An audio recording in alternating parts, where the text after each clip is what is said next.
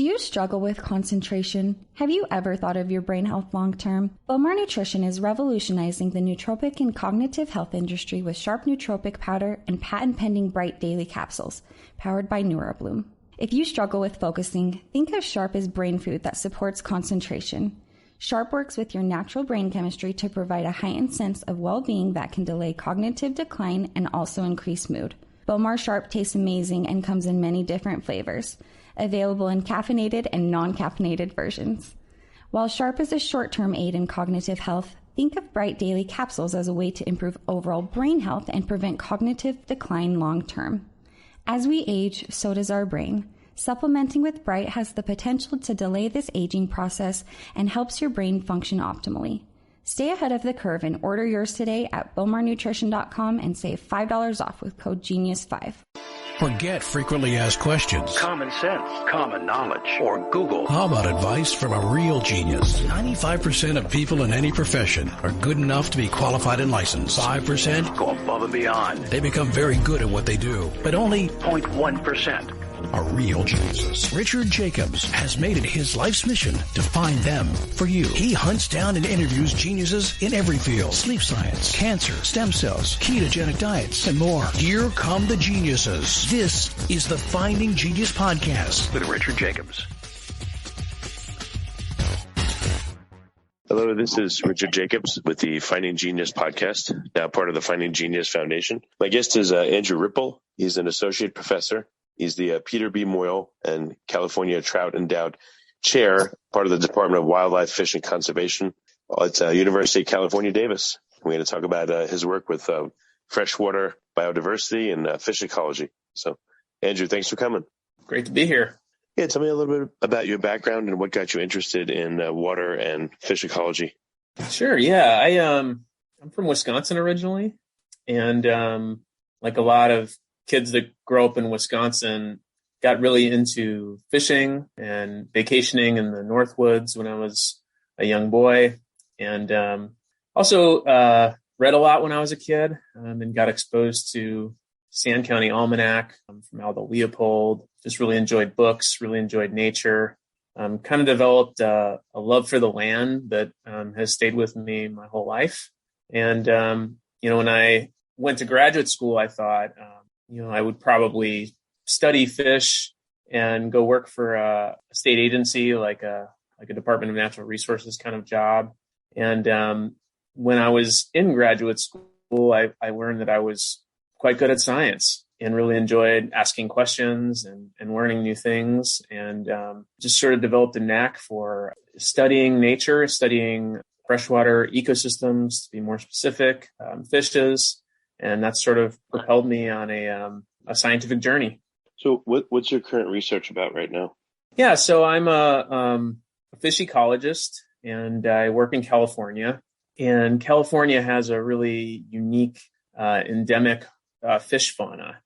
So what that means is we have a number of species. There's roughly 100, depending on how you count them, that are native to California. And the vast majority of those species are endemic. So they only occur in California. They're Californians through and through. And as you might suspect, we have a lot of people in California. There's about 40 million humans living on the landscape. Huge economy. It's like the fifth largest economy in the world. And so that places a lot of pressure on water, which in its essence is fish habitat. So I work a lot on conservation issues, native California fish fauna, particular focus on things like salmon, anadromous salmon, Pacific salmon, that have a very complicated life cycle, but very interesting life cycle, and trying to find solutions to help conserve and manage these declining freshwater species in the face of human impacts. So trying to find solutions that actually work. Yeah, what are some of the species and where do they live and what's been happening to hurt them? Well, I mean, the Pacific salmon are probably the one that most people think about the most. Of course, there's things like the Delta smelt that are in the news quite a bit. That's a kind of a native, just a smelt species in the San Francisco estuary. It's on the precipice of extinction. But if you just take Pacific salmon as a good example, a heuristic example, They have this complicated life cycle. They live as adults in the ocean. And they spawn in natal freshwater rivers, oftentimes way up in the landscape. Historically, at least, they run into these clear, cold snowmelt streams in the Sierra Mountains, spawn in redds or spawning beds. And then the juvenile smolts would start traveling down the mountains and then onto the Central Valley floor. I live in Davis, so Davis is in the Central Valley. A lot of agriculture in the Central Valley now. Back in the day, hundreds of years ago, and of course before then, the Central Valley was a huge wetland, giant floodplain. It was full of tule plants. There were indigenous tribes that lived there, abundant fish and wildlife. And those smolts or juveniles that were traveling out to the ocean would spread out over that landscape and rear. They'd feed on all the insects and small crustaceans and zooplankton that would develop in these wetland habitats and kind of gas up and then keep making their way out to the ocean. Now, if you fast forward in time to today, most of that habitat's gone. Most of the natal streams passage to those natal streams is blocked by dams that we use to store water so that humans can have more reliable stores of water. And most of that Central Valley wetland habitat is converted either to cities or to agricultural fields. So some of our work tries to think about how we can creatively use some of those habitats for the betterment of fish, to help fish, while also helping people at the same time. Okay, so what's happening to the Pacific salmon population? Are they spawning elsewhere, or are they literally just unable to function because they're, part of their journey is now cut off from them? Yeah, so it really depends. So if you just look at Chinook salmon, which is one species of Pacific salmon, there are actually 4 different varieties of Chinook salmon that are native to California. And they name them by the season at which the adults return to fresh water. So there's fall run, late fall run, winter run, and spring run Chinook salmon. In 2 of those cases, so winter run Chinook salmon and spring run Chinook salmon, those varieties of salmon have declined to the point that they're now listed under the Endangered Species Act. So if you just take winter run Chinook salmon as one example, they used to have adult returns in the Sacramento River that, might be anywhere between 150,000 spawning adults and 200,000 spawning adults. Now we're lucky if we get 10,000. And there have certainly been years where they've had just within the hundreds. And most of this is because of lots of these sort of death by 1,000 cut kind of impacts. But with a lot of the salmon species, the dams have really impeded the access to the natal habitat. So for species that really rely, for salmon varieties that really rely on access to those cold water mountain streams, they've been really hurt by dams and by limiting access. So we wind up trying to manage the cold water that we do have access to keep these varieties of Chinook salmon around. So in the case of winter run Chinook salmon, there's a huge reservoir on the Sacramento River called Shasta Reservoir, one of the largest dams and reservoirs in California. And it will develop cold water at the bottom of the lake, essentially, behind the dam. And so what managers will do is they'll release the cold water from the lake to try to benefit winter run Chinook salmon, but on the valley floor. These are salmon that are meant to go way up into the mountains, and we're using dams to try to keep them around the best we can. So it's real complicated, but we've got 2 of the 4 runs of Chinook salmon that are really on the ropes, kind of on the in real danger of going extinct. And then fall run Chinook salmon are the run that have been considered to be the most stable in California for some time. Is there a way to, allow a timeshare use? Can the dams be turned off at all, or can the fish be transported or, herded into some area of liquid and then literally transported into the area before the dam, hang out there and then released? Is there anything that can be done to use the current structure? Yes. So what you're kind of talking about there is a form of management that's called trap and haul. And that's a way of managing salmon that is used in some other states. So they do some of this on the Columbia River in Washington, other places kind of around the world. It can work, but it tends to be very expensive. And there's some hesitancy to pulling the trigger on that way of managing salmon in California because it may divert attention away from some other management activities that also could work. So it's a real kind of political kind of way of managing salmon. But I think that there is interest in that, and you may see some actions along those lines. Maybe even the very. Yeah, but if you wait, so what happened? Why did the salmon reduce in population? Because they literally just can't breed? Is that, or there are other factors that go into the reduction? So it really depends on the situation. But so if we just look at the winter run Chinook salmon, what makes that variety of salmon unique is that, well, first of all, the adults run into the system a little bit later, in the wintertime. But the juveniles or the smolts that are, make their way out to the ocean with winter run Chinook salmon, those smolts historically spent the entire summer in the rivers, in the freshwater environment. And that's part of what makes that species of salmon unique. So salmon are very much a cold water fish. So if you have, it gets hot in the Central Valley in the summer. If you don't have cold water in that river, the juveniles will die. So in the case of winter run, it's really trying to conserve enough cold water to keep the juveniles alive in any given year. And without cold water in the river, all the juveniles of that run would die.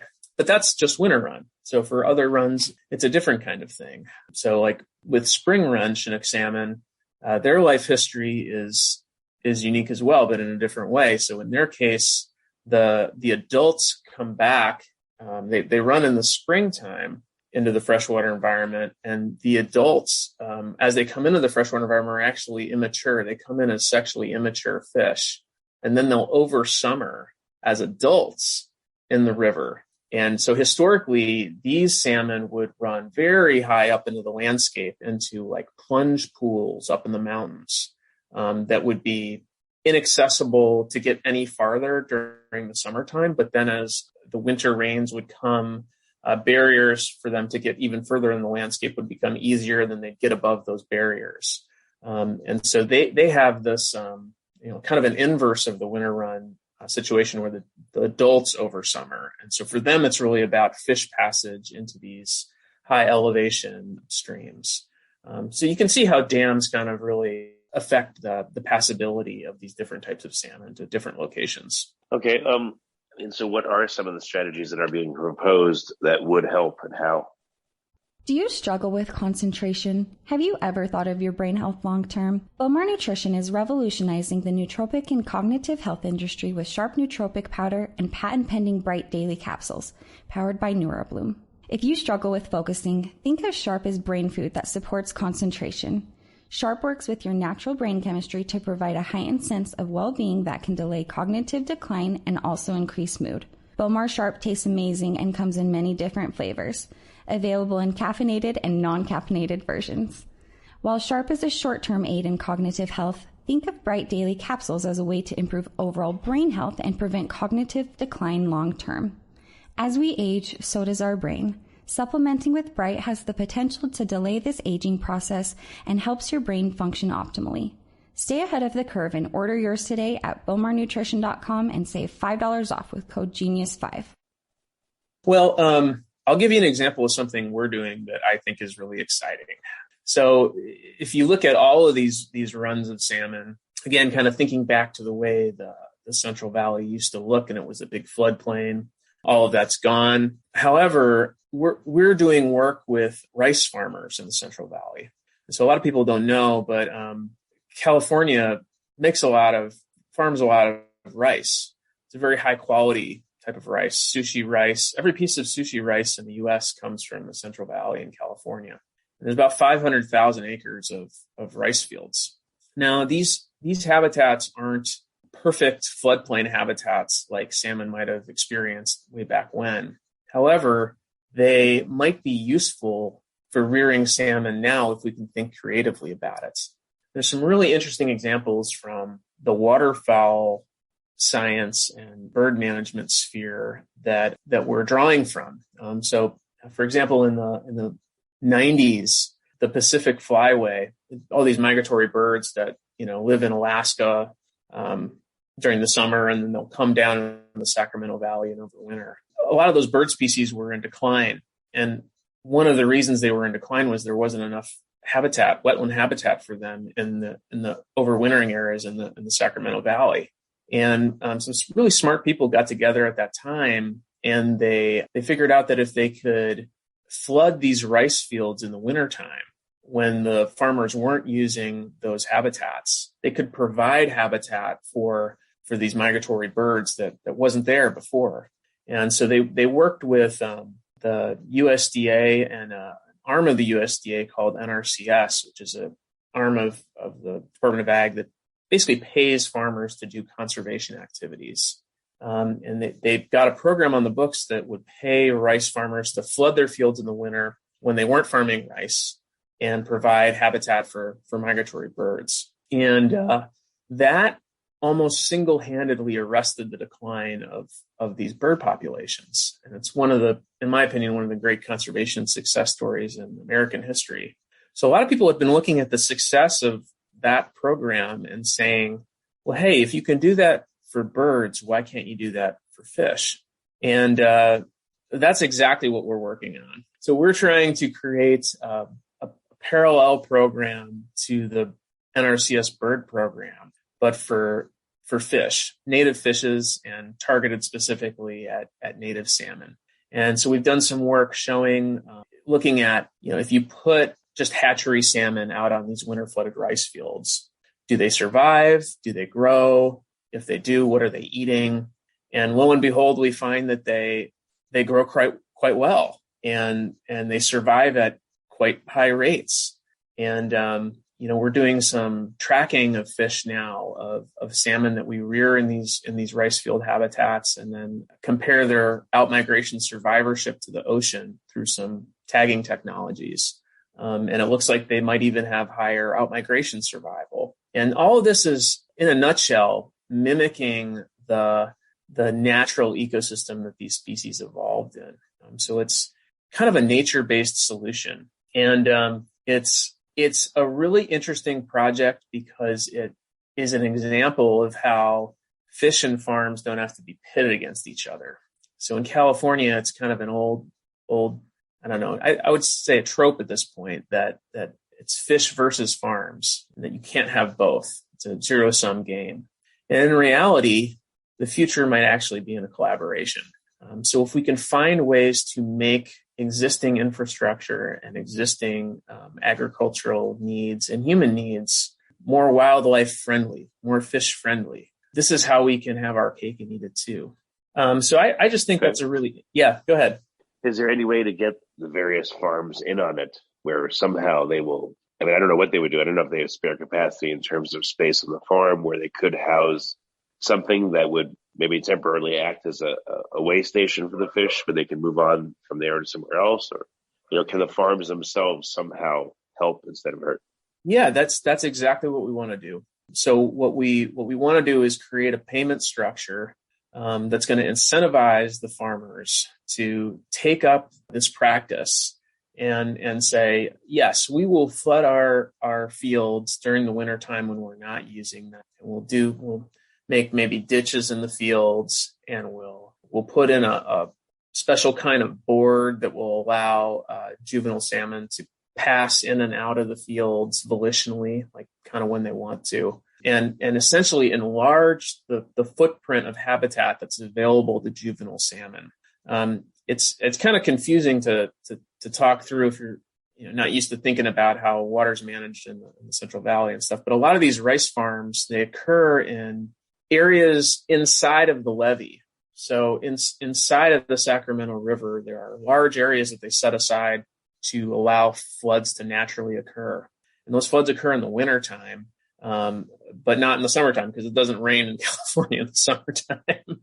So in the summertime, they grow rice in these naturally flooded areas, and then in the wintertime they're not utilized. And so all we're saying is, hey, let's think about how if there's a smarter way to use these acres in the wintertime to allow salmon to come onto these fields naturally on floods, rear as they would have hundreds of thousands of years ago, and gain that ecological benefits that, to this point we haven't been allowing them to do. We've been constraining these fish to the main channel of rivers.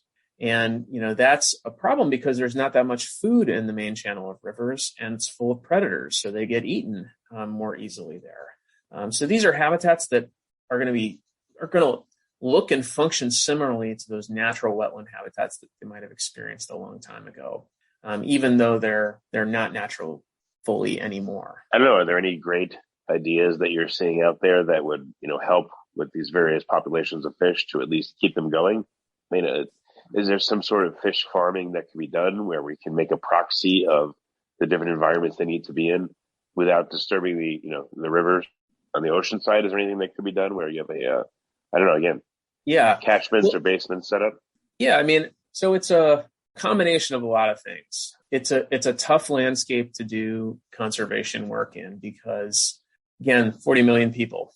That puts a lot of pressure on the amount of land that's there, and it basically makes it impossible to turn back the clock.